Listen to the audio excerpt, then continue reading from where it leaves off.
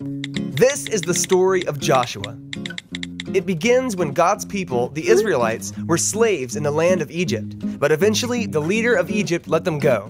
They left Egypt and started traveling across the desert to a place that God had given them. A place called the Promised Land. A place flowing with milk and honey. Whatever that means.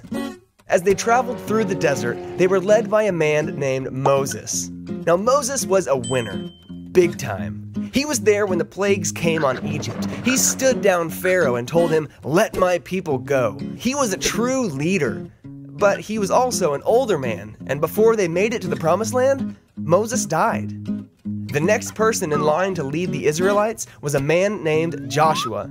After Moses died, all eyes turned to him. It would be Joshua's job to lead them into the Promised Land, fight off the enemy armies, and take what God had given them. And everyone expected him to be just as good as Moses.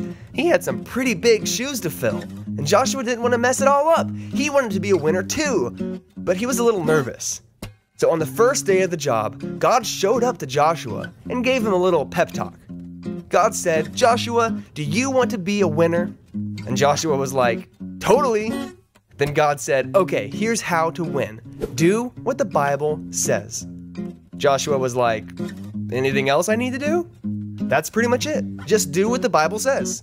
But what if something goes wrong and I don't really know how to fix it? Just do what it says. But what if I have to make a really tough decision? Just do what it says. It was almost like God was giving Joshua the cheat codes on how to be a winner. When it comes to making decisions, just follow what the Bible says to do.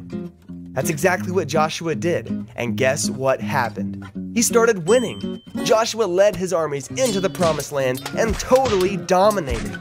He won battle after battle after battle until the land was theirs. Joshua was a winner, and the people of Israel finally had a place to call home. The end.